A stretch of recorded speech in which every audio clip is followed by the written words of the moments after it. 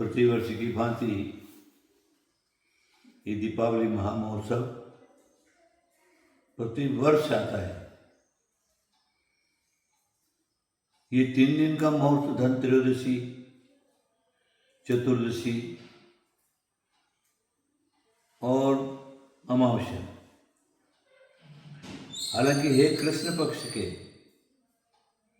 वैसे तो पंचांग अगर हम देखते हैं, ज्योतिष शास्त्र के जो नियम हैं, कृष्ण पक्ष की पंचमी तक ही शुभ कार्य करने के लिए ज्योतिषाचार्यों का आज्ञा है।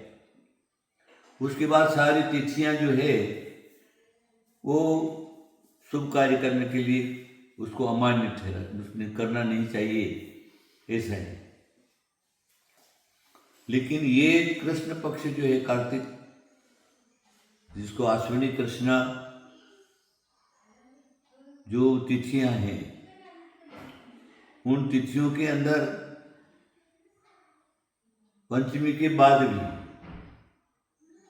त्रयोदशी, चतुर्दशी और अमावस्या, इन तीनों को शुभ माना है, शुभ कार्य करना है।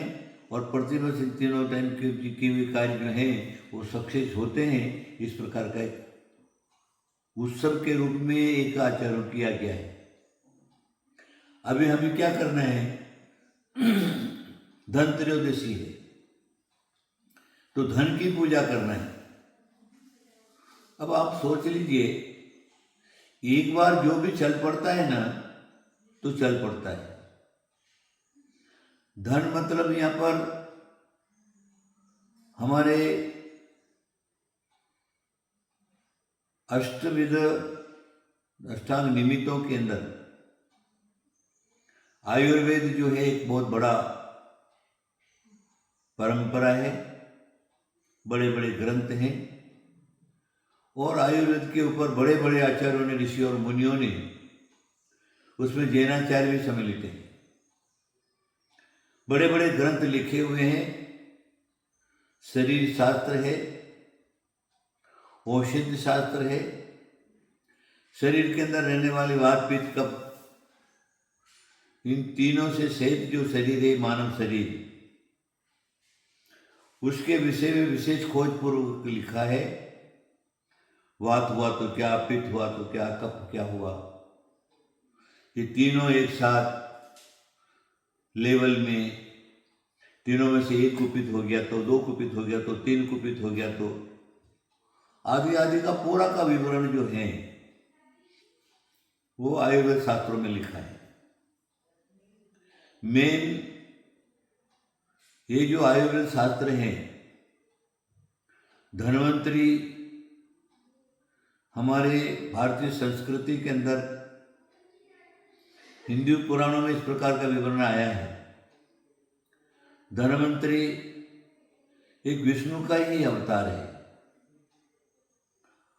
और धन्वंतरी को जो है विष्णु के रूप में कुछ आयुधों का आगे पीछे करके उनका अवतार माना है। उनकी विशेष क्या है? धन्वंतरी के एक हाथ से धन जो है वो आ रहा है भक्तों के लिए और वो धन जो है लोगों को सुखदायी होता है। ऐसा धन्वंतरी का एक रूप है और वो धन्वंतरी के द्वारा उत्पन्न हुआ आयुर्वेद है और वो अगर सही है तो आयुर्वेद ही सही है, बाकी कोई सही नहीं है। क्योंकि धन्वंतरी के द्वारा जो निर्मापित हैं औषधियां हैं, मनोषधियां जिनको कहते हैं, फिर धातुएं हैं, उसके बाद जड़ी बूटी, इस प्रकार की जो वनस्पतियां हैं, जिन वनस्पतियों के मूल है, शाखाएं हैं, डालियां हैं, पत्ते हैं, फूल हैं, फल हैं, जिसको पंचांग कहा। वनस्पति का पंचांग में 1, 2, 3, 4, 5 या पांचों सहित सबका अलग अलग गुण है और अलग अलग रोग निवारण के लिए वो कार्यकारी है और सही में भी है, गलत नहीं है। अनुभव है और अनुभवी वनस्पतियां, औषधियां हैं वनस्पतियों की, जो रोग को जड़ मूल से निकाल देती है। दूसरी बात तो मैं थोड़ा सा आपको बता देता हूं।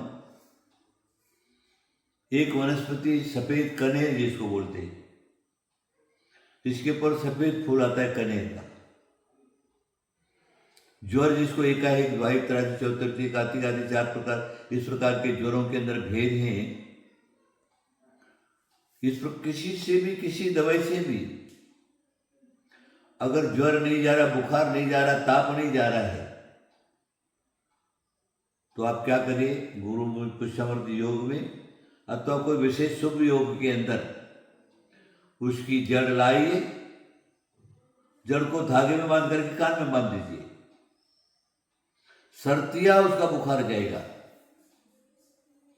ये मूल का प्रभाव है।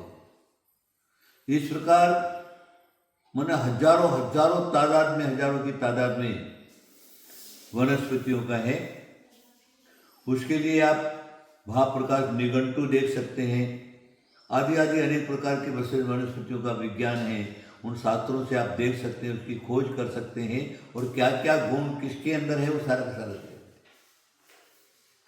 ये किसने इसकी खोज किया, किसने बताया? तो उसके लिए बड़े बड़े ऋषि और मुनि जो जंगल में रहा करते थे, फल मूल आदि खा करके अपना जीवन गुजारा करते थे, उन ऋषियों और मुनियों ने उन औषधियों का आविष्कार किया, उसके फल लिखे, उसके गुण लिखे और लोगों के सामने रखा। आयुर्वेद मूलतः आयुर्वेद की उत्पत्ति आयुर्वेद शास्त्रों के हिसाब से धन्वंतरि के द्वारा उत्पन्न हुई। वो आज हम त्रयोदशी जो हैं, हम शरीर विज्ञान आदि हमारे अंदर है, उसकी अगर जानकारी लेना चाहते हैं, उसकी खोज करना चाहते हैं, या वो हमको सिद्ध हो जाए, उसका हमको फल मिल जाए, तो आयुर्वेद का नियम है कि आप धन्वंतरि की आराधना करो। धन्वंतरि की आराधना करो, उसके मंत्र है, शास्त्र है, औषधि है, अनुष्ठान है, उनकी आराधना करने। जो आयुर्वेदाचार्य धन्वंतरि के पर विश्वास करके उनकी पात्रता के हिसाब से, उनकी योग्यता के हिसाब से मान सम्मान, पूजा अर्चना आदि करके, उनके मंत्र को सिद्ध करके और फिर औषधियों का प्रयोग रोगियों के पर करेंगे, तो नियम से रोगी ठीक हो जाएगा। ऐसा मेरा भी अनुभव है।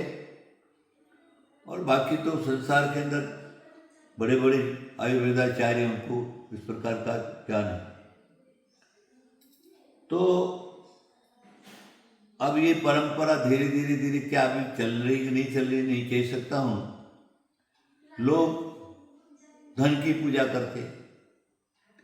धन की पूजा तो क्या है, मैं एक बात बताऊं, धन्वंतरि को तो आपने भगवान माना है भाई, वो तो पुरुष के रूप में है, लेकिन जो रुपया पैसा सोना चांदी है वो तो अचेतन है। उसकी क्या पूजा? उसकी पूजा करने से क्या मिलने वाला, वो तुमको क्या देने वाला? वो क्या तुम्हारे पर खुश हो जाएगा क्या? वो तुम्हारे पर नाराज हो जाएगा क्या? नहीं, वो किसी का नहीं। धन संपत्ति किसी की नहीं होती। जिसका पुण्य है उसके पास रहती है, पुण्य खत्म हुआ तो उसको छोड़ करके चली जाती है, वो किसी की रहती नहीं। एक व्यक्ति, मैं उदाहरण बता देता हूँ आपको। एक गरीब था, उसको एक चांदी का सिक्का मिल गया, सोने का सिक्का मिल गया। उसने बोला कि अरे चलो मिला है तो मैं प्रतिदिन इसको दूध दही से इसकी स्नान करा करके इसकी पूजा करूंगा। करने लगा, खूब किया, 1 दिन 2 दिन 3 दिन 4 दिन, साल भर किया उसने। लेकिन वो एक नाने से दूसरा नाना नहीं हुआ। एक दिन क्या हुआ, इस्लाम काल था, नवाब बैठे हुए थे, वो पान खाते थे, पान। तो पान जो है ना, उनकी पान पीक साला जो थी वो सोने की थी। तो पान खाता था और उसी में थूक देता था, पान खाता था और उसी में थूक देता था। ये व्यक्ति भी वहां पहुंच गया, बैठे बैठे तमाशा देखता रहा। सोचा अरे मैं इतने दिन से ये सोने की पूजा करते करते करते करते साल भर हो गया, लेकिन 1 रुपये से दूसरा रुपया नहीं हुआ, और ये सोने के पिकदान में थूकता है।